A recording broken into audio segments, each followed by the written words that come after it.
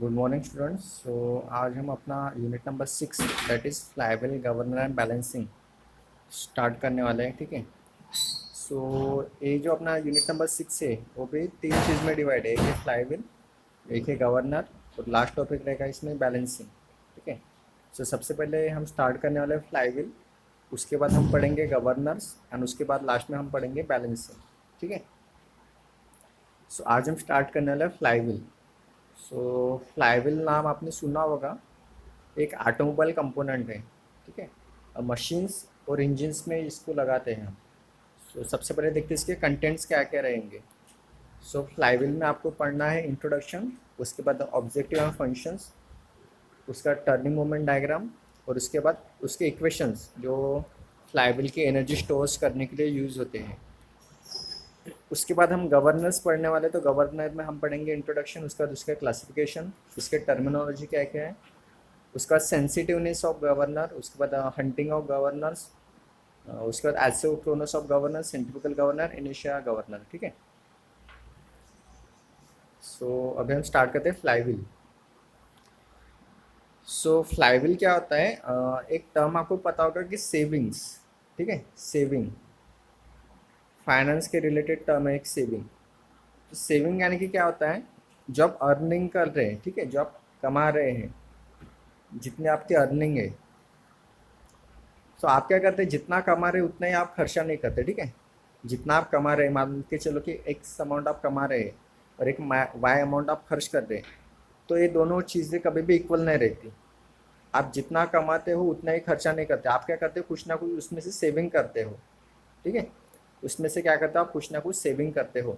जितनी अर्निंग रहेगी आपकी उतना आपका एक्सपेंडिचर नहीं रहता। आप क्या करते हो, उसमें से कुछ ना कुछ सेविंग करके रखते हो।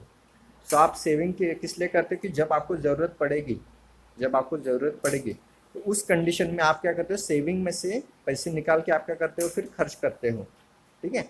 आप क्या करते हो, खर्च करते हो। तो यही टर्म होगी सेविंग की, जो फाइनेंस से रिलेटेड है उसे हम सेविंग बोलते हैं। तो फ्लाईव्हील का काम भी वैसा ही रहता है। ठीक है। अभी फ्लाईव्हील क्या करता है, जो मशीन आपकी जो एनर्जी जनरेट कर रही है, मशीन या फिर इंजन जो एनर्जी जो बना रही है, जो प्रोड्यूस कर रही है, तो सारी की सारी अमाउंट ऑफ एनर्जी वो क्या करता है, वो खर्च नहीं करता या फिर वो भेजता नहीं सामने की तरफ। वो क्या करता है, कुछ अमाउंट में एनर्जी क्या करके रखता है, वो स्टोर करके रखता है। ठीक है। वो सारे के सारे अमाउंट को भेजता नहीं आगे की तरफ, क्या करता है, कुछ अमाउंट में एनर्जी वो क्या करके रखता है, स्टोर करके रखता है। तो स्टोर किस लिए है कि जब एनर्जी में फ्लक्चुएशन आती है या फिर स्पीड में जब फ्लक्चुएशन आता है, तो तब उस वक्त वो क्या करता है, यहाँ से रिजर्वायर में से वो एनर्जी सामने की तरफ भेजता है। ठीक है। तो जो स्टोरिंग का जो काम करता है वो कौन करता है, तो वो करता है फ्लाईव्हील। वो कौन करता है, फ्लाईव्हील। फ्लाईव्हील का काम क्या रहता है कि वो क्या करता है, एनर्जी को स्टोर करके रखता है। ठीक है। यहाँ पे देखो, अभी इसने क्या बोला है, इस तरह ऐसा दिखता है फ्लाईव्हील। ठीक है। फ्लाईव्हील इस तरह से दिखता है। A flywheel is a mechanical device specifically designed to efficiently store rotational energy। अभी फ्लाईव्हील क्या एक मैकेनिकल डिवाइस है। यहाँ पे देखो इस तरह से डिवाइस रहता है। वो क्या करता है, एनर्जी को स्टोर करके रखता है। जो अपने रोटेशनल जो एनर्जी है उसे वो क्या करके रखता है, स्टोर करके रखता है। उसके बाद it resist changes in rotational speed bye there moment of inertia. और कुछ ना कुछ अगर रोटेशन में अगर चेंजेस आते हैं तो उसे क्या करता है, अपोज करता है वो। ठीक है। वो क्या करता है, अपोज करता है। उसके बाद the amount of energy store in a flywheel is proportional to the square of its rotational speed. Speed से क्या रहता है, वो प्रोपोर्शनल रहता है जो एनर्जी है वो। ठीक है। मतलब अगर स्पीड बढ़ गई तो एनर्जी कम हो जाती है, अगर एनर्जी बढ़ गई तो स्पीड क्या हो जाती है, कम हो जाती है। ठीक है। उसके बाद the way to change of flywheel stored energy is by increasing or decreasing its rotational speed by applying a torque aligned with axis of symmetry। तो डिपेंड रहता है स्पीड के ऊपर, जो आपकी जो इंजन की या फिर मशीन की जो स्पीड है उसके ऊपर डिपेंड रहता है कि वो कितने अमाउंट में एनर्जी वो स्टोर करके रख रहा है फ्लाईव्हील में। जब फ्लाईव्हील में एनर्जी वो स्टोर करना बढ़ाता है, मान के चलो कि जब अभी आपने फ्लाईव्हील में एनर्जी स्टोर हो रही है, तब आपकी इंजन की स्पीड क्या हो जाएगी, बढ़ जाएगी। ठीक है। और जब वो इंजन आपकी स्पीड क्या करेगा, खर्च करेगा, तब आपकी फ्लाईव्हील की एनर्जी क्या हो जाएगी, डिक्रीज हो जाएगी। ठीक है। तो इसके ऊपर डिपेंड रहता है वो। उसके बाद a flywheel is a nothing but a heavy rotating disc attached to a shaft, it's rotate along with the shaft। तो जो क्रैंक शाफ्ट जो रहता है, ठीक है, क्रैंक शाफ्ट जिसके ऊपर पिस्टन माउंट रहता है, ठीक है, जिसके ऊपर पिस्टन माउंट रहता है। तो ये क्रैंकशाफ्ट जो रहता है, तो क्रैंकशाफ्ट को एक साइड में आपका फ्लाईव्हील कनेक्ट रहता है, ठीक है। फिर फ्लाईव्हील के बाद आपका क्लच रहता है। तो फ्लाईव्हील क्या करता है, जो क्रैंकशाफ्ट जब आपका रोटेट होता है तो वो क्या करता है, जहाँ की जो एनर्जी है वो फ्लाईव्हील में वो स्टोर करके रखता है, ठीक है। तो एक हेवी डिस्क रहता है इस तरह से, यहाँ पे बताया आपको, ठीक है। इसको हम बोलते हैं फ्लाईव्हील। उसके बाद अब इसके ऑब्जेक्टिव क्या क्या होते हैं। So the flywheel only reduce the fluctuation of speed, it does not maintain the constant speed. ये क्या करता है, कांस्टेंट स्पीड कभी भी नहीं देता, मतलब आपकी जो गाड़ी की जो स्पीड है, इंजन की जो स्पीड है वो कभी भी कांस्टेंट नहीं रहेगी, वो फ्लक्चुएट होती है, कभी कम कभी ज़्यादा, कभी कम कभी ज़्यादा। तो क्या होती है, फ्लक्चुएट होती है। तो ये क्या करता है, फ्लक्चुएशन ऑफ स्पीड देता है, कभी भी स्पीड इसकी कांस्टेंट नहीं रहता है, ठीक है। उसके बाद the flywheel cannot be used to regulate the speed variation caused by the varying load to know about speed regulation in varying load। और ये क्या करता है, कभी भी जो लोड है वो वैरी करते हुए रहता है, ठीक है, कांस्टेंट लोड कभी भी नहीं रखता।